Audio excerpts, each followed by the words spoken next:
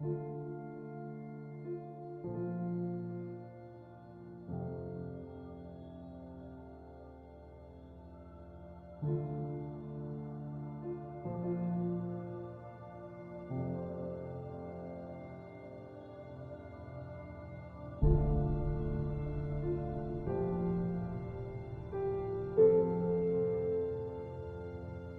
sommes heureux, nous sommes fiers, nous sommes aujourd'hui reconnus et c'est une chance. On a le sentiment réellement de vivre un moment d'histoire de notre région.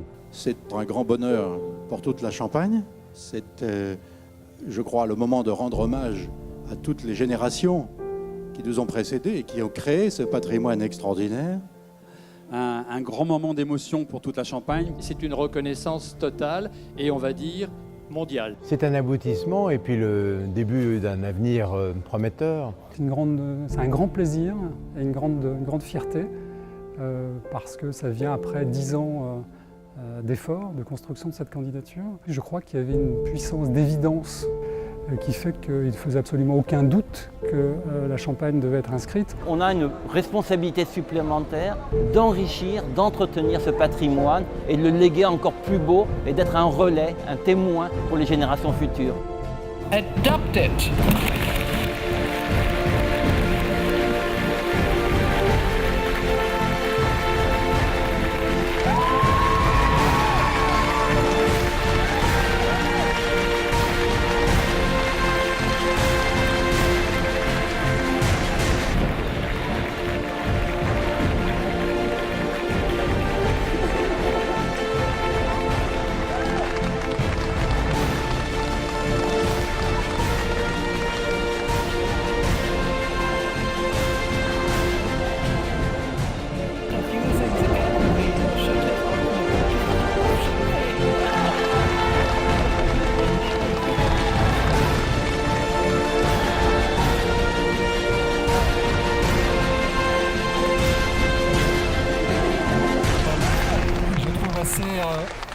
Je trouve assez rafraîchissant de parler devant deux écrans avec des images sous la neige alors qu'il fait 40 degrés dehors.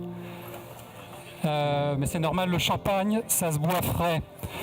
C'est décidément un grand jour pour la France ce soir, puisque nous voyons consacrer par le comité deux de ses plus belles régions. Je voudrais à nouveau remercier les experts d'ICOMOS, le Centre du patrimoine mondial, tous les États membres du comité qui ont soutenu cette belle candidature de Champagne, ainsi que, et vous l'aurez remarqué, toute l'équipe qui est derrière moi, qui a travaillé depuis 10 ans pour porter ce dossier et cette candidature jusqu'ici à Bonn devant vous. Jusqu'à présent, le monde entier, je crois, connaissait le Champagne. Et je crois qu'à partir d'aujourd'hui, et grâce à vous, le monde entier connaîtra la Champagne. Comme pour les Bourguignons, je sais que les Champenois, avec l'enthousiasme qui les caractérise, vous pouvez le constater, que les Champenois ont à cœur de préserver ce patrimoine qui est le leur, bien sûr, mais qui est maintenant aussi celui de l'humanité tout entière. Madame la Présidente, la décision d'inscrire sur la liste du patrimoine mondial les coteaux, maisons et caves de Champagne va droit au cœur des femmes et des hommes de Champagne qui sont fiers, en ce moment, après tant d'années de travail et d'espérance partagées par tous les acteurs du territoire, de voir la valeur universelle exceptionnelle de leur patrimoine commun reconnue au même titre que les sites les plus prestigieux de la planète. Ils vous en expriment leur gratitude et vous apportent leur engagement total à contribuer en retour au succès de l'UNESCO pour faire grandir l'humanité. Il remercie très sincèrement tous ceux qui ont accompagné cette candidature jusqu'au succès d'aujourd'hui. Les représentants des États, le Centre du patrimoine mondial, ICOMOS et UICN, les ministères français de la culture, celui de l'écologie, le comité des biens français et son rapporteur, les contributeurs scientifiques, les élus, les professionnels de la vigne et du vin qui sont ici avec moi aujourd'hui, les entreprises et les milliers de bénévoles qui ont soutenu la candidature, sans oublier, Madame la Présidente, les jeunes étudiants du lycée viticole d'Avis Viticampus qui ont fait un peu de bruit dans cet hémicycle si sérieux. C'est un moment historique pour la Champagne qui s'inscrit dans la longue histoire des Champenois, soucieux de préserver et de poursuivre leur marche collective, notamment par leur obstination à surmonter les obstacles nés des éléments naturels hostiles ou de la folie destructrice des hommes.